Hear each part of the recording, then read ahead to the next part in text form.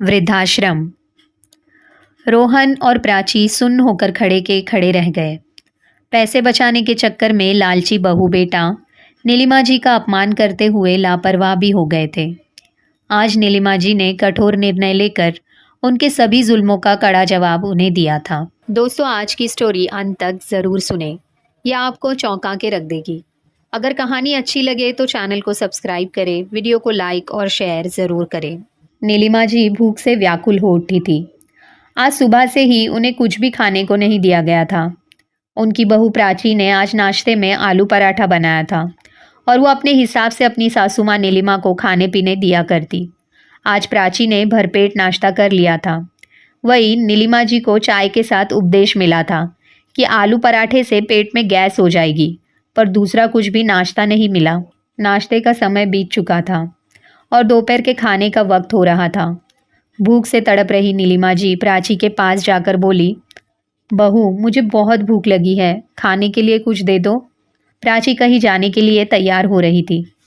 नीलिमा की बात सुनते ही वो गुस्से से बोली, सारा दिन आपको सिर्फ भूख ही लगी रहती है, सारा दिन खाती ही तो रहती है और काम ही क्या करती है आप। टेबल पर चने रखे हुए हैं, वही खाइए और पानी पीकर सो जाइए। आज दोपहर में मैं अपनी सहेलियों के साथ बाहर जाने वाली हूँ, इसलिए खाना तो आज रात में ही बनेगा। ये सुनकर नीलिमा जी का चेहरा निस्तेज हो गया।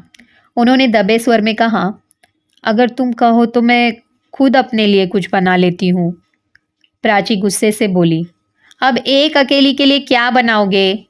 थोड़ा सोचकर प्राची किचन से फ्रिज में रखा बासी चावल और अचार एक प्लेट में ले आई। नीलिमा जी के सामने रखकर बड़े एहसान से बोली, खा लीजिए। अपना पर्स लेकर प्राची घर से बाहर चली गई। फ्रिज में रखा होने पर भी वो खाना खराब हो चुका था। उस खाने में से बदबू आ रही थी। नीलिमा जी ने गुस्से से वो खाना फेंक दिया और खुद के लिए गर्मा गर्म ताज़ी खिचड़ी और पुदीने की चटनी बनाई। उन्होंने खाना खाया और बर्तन धोकर किचन साफ करके अपने कमरे में जाकर सो गई। प्राची ने खाना बनाने से इनकार किया तो क्या हुआ? ये घर नीलिमा जी का ही तो था और अब वो अपने घर में खुद के लिए खाना बना सकती थी। दूसरे दिन सुबह नीलिमा जी अपने कमरे में बैठी थी। तभी उनका बेटा रोहन वहाँ आया और कहने लगा, माँ, महंगाई बहुत हो गई है, घर का खर्च निकालना भी मुश्किल हो रहा है। ऊपर से पापा के 13वीं पर भी बहुत ज़्यादा खर्च हो गया। मैं एक कमरा किराए पे देने की सोच रहा हूँ, घर खर्च में थोड़ी मदद हो जाएगी। नीलिमा जी ने कहा, बेटा, जो तुम्हें ठीक लगे सो करो। ये सुनते ही रोहन ने कहा, माँ, तुम अपना कमरा खाली कर दो और नीचे छोटे कमरे में शिफ्ट हो जाओ। उस कमरे में टॉयलेट बाथरूम नहीं है ना, तो उसे कोई किराए पर नहीं लेगा। नीलिमा जी ने चौंक कर कहा, पर वो कमरा थोड़ी है, वो तो स्टोर रूम है, और अगर मैं वहाँ रहूँगी तो मैं टॉयलेट बाथरूम कहाँ जाऊँ? रोहन बोला, माँ, तुम आंगन का टॉयलेट इस्तेमाल कर लेना, तुम तो घर की ही हो। अब किराएदार को तो सारी सुविधाएं देनी ही होंगी ना। वैसे भी ये कमरा काफ़ी बड़ा है, पापा तो अब नहीं है, अकेले तुम्हें इतने बड़े कमरे की क्या ज़रूरत? नीलिमा जी थोड़ा शांत होकर सोचकर बोली, हम टेरेस का कमरा भी किराए पे दे सकते हैं बेटा, उसमें तो सारी सुविधाएं हैं ना। इस पर रोहन बोला, नहीं माँ, वो कमरा तो किराए पे नहीं दे सकते, वो मेहमानों के लिए रखना पड़ेगा। तुम्हें तो पता ही है ना, प्राची के मायके वालों का आना जाना लगा रहता है। नीलिमा जी समझ चुकी थी कि रोहन मेरा ही कमरा किराए पे देने का निश्चय कर चुका है। उन्होंने अपना थोड़ा बहुत सामान लिया और छोटे कमरे यानी बिना टॉयलेट बाथरूम वाले स्टोर रूम में शिफ्ट हो गई। उस छोटे पुराने कमरे में पुराने सामान के साथ नीलिमा जी को रहने में बहुत ही घुटन सी हो रही थी। नया किराएदार भी रहने आ गया था। सब कुछ पहले जैसा ही चल रहा था। घर में रह रहा किराएदार विनय किसी एनजीओ में काम करता था। नीलिमा जी से बहू बेटे का बर्ताव वो अक्सर देखा करता था। उसे ये सब देखकर बहुत दुख होता। दिन बीत रहे थे। नीलिमा जी अब विनय को अपने बेटे की तरह मानने लगी थी। विनय भी रोज ही नीलिमा जी से उनका हाल पूछता, उनकी देखभाल करता। रोहन और प्राची को तो नीलिमा जी से कोई लेना देना ही नहीं था। प्राची बचा कुचा खाना नीलिमा जी को परोस देती। रोहन तो झांक कर भी अपनी माँ की ओर नहीं देखता। नीलिमा जी समझ चुकी थी कि उनका बेटा पूरी तरह बदल चुका है। वो सब कुछ आंखें बंद करके सहन कर रही थी। करती भी क्या? इस बुढ़ापे में उन्हें किसी और का भी तो सहारा नहीं था। घर का खर्च रोहन चलाता था। 2 रोटी के टुकड़ों के लिए वो उन्हीं पर निर्भर थी। कभी कभी नीलिमा जी अपने पति राजीव की मृत्यु को याद कर बहुत रोया करती थी। राजीव जी की मृत्यु भी रोहन की लापरवाही से ही हुई थी, पर वो साफ तौर पर इस बारे में किसे और कैसे बताती।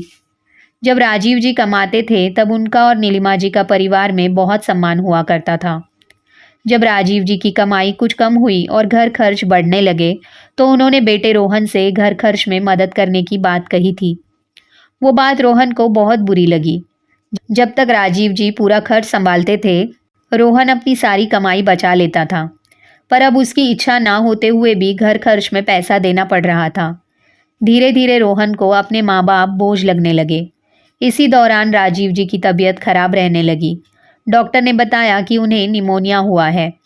डॉक्टर ने कुछ महंगी दवाइयाँ लिख दी थी। रोहन को तो पैसा बचाना था, इसलिए वो आधी ही दवाइयाँ ले आता। फिर भी शुरू में राजीव जी की सेहत में कुछ सुधार आते ही रोहन ने दवाइयाँ लाना ही बंद कर दिया। राजीव जी ने भी इस बात की ओर ध्यान नहीं दिया, पर एक रात उन्हें सांस लेने में बहुत दिक्कत होने लगी। नीलिमा जी बहुत डर गई। उन्होंने रोहन का दरवाज़ा खटखटाकर उसे कहा कि उसके पिताजी की तबीयत बहुत खराब है, उन्हें अभी अस्पताल ले जाना होगा। रोहन ने दरवाज़ा भी नहीं खोला और अंदर से ही कहने लगा, माँ मुझे बहुत नींद आ रही है, हम उन्हें सुबह डॉक्टर के पास ले जाएंगे, अभी मुझे सोने दो। नीलिमा जी रात भर पति के सिरहाने बैठी रही। कभी वो उनके सीने पे तेल लगाकर मालिश करती तो कभी भाप देती, पर भगवान को कुछ और ही मंजूर था। सुबह तक राजीव जी ने अपने प्राण त्याग दिए थे।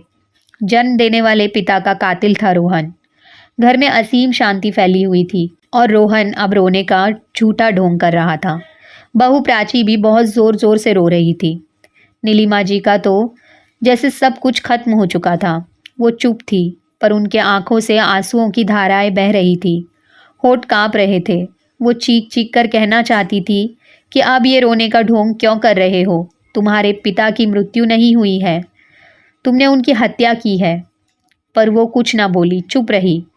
रोहन ने सभी अंत्यविधियां बहुत अच्छे से पूरी की। नीलिमा जी के मन में हमेशा ये बात चुभती रहती कि अगर रोहन ने लापरवाही ना की होती तो आज उनका सुहाग जिंदा होता। राजीव जी की मृत्यु के बाद बहू बेटे का बर्ताव नीलिमा के प्रति बहुत बुरा हो चुका था, लेकिन नीलिमा जी को अब उन लोगों के ऐसे व्यवहार की आदत हो गई थी, इसलिए अब उन्हें रोहन और प्राची से कोई उम्मीद बाकी नहीं थी। उन्हें हमेशा ही खुद के प्रति लाचार और बहू बेटे पर निर्भर होने की हीन भावना महसूस करवाई जाती थी। एक दिन उनका किराएदार विनय उनके पास गया और उसने उन्हें कुछ बातें समझाई। विनय की बातें सुनकर नीलिमा जी की आंखों में एक नई उम्मीद की चमक सी आ गई। दूसरे दिन सुबह ही नीलिमा जी रोहन और प्राची के पास गई और कहने लगी कि मुझे तुम दोनों से कुछ बात करनी थी। मुझे ऐसा लग रहा है कि तुम दोनों को मेरी अड़चन सी हो रही है, इसलिए मैंने निर्णय किया है कि मैं वृद्धाश्रम में रहूंगी। नीलिमा जी की ये बात सुनकर प्राची की तो खुशी का ठिकाना ही नहीं रहा।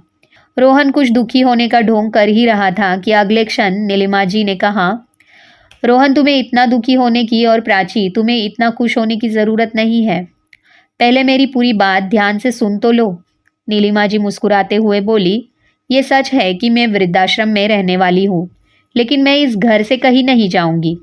मैं इस घर को ही वृद्धाश्रम बनाने वाली हूँ। अब यहाँ तुम जैसे मतलबी और लालची लोग नहीं, मेरे जैसे ज़रूरतमंद बूढ़े लोग रहेंगे, और ये मेरा आखिरी फैसला है। ये सब सुनते ही रोहन और प्राची के होश उड़ गए। दोनों आश्चर्य से एक दूसरे को देखने लगे। वो दोनों तो ये सोचकर खुश हो रहे थे कि नीलिमा जी के जाते ही पूरे घर पर कब्जा करके मज़े से रहेंगे। अब उन्हें ना ही नीलिमा जी की जिम्मेदारी उठानी पड़ेगी और ना ही कोई सेवा करनी होगी। पर यहाँ तो सब उल्टा ही हो गया था। नीलिमा जी की बात सुनकर रोहन बहुत गुस्से भरे स्वर में बोला, तुम्हारा दिमाग तो खराब नहीं हुआ है ना? इस घर पर मेरा भी हक है। तुम इस घर को वृद्धाश्रम कैसे बना सकती हो?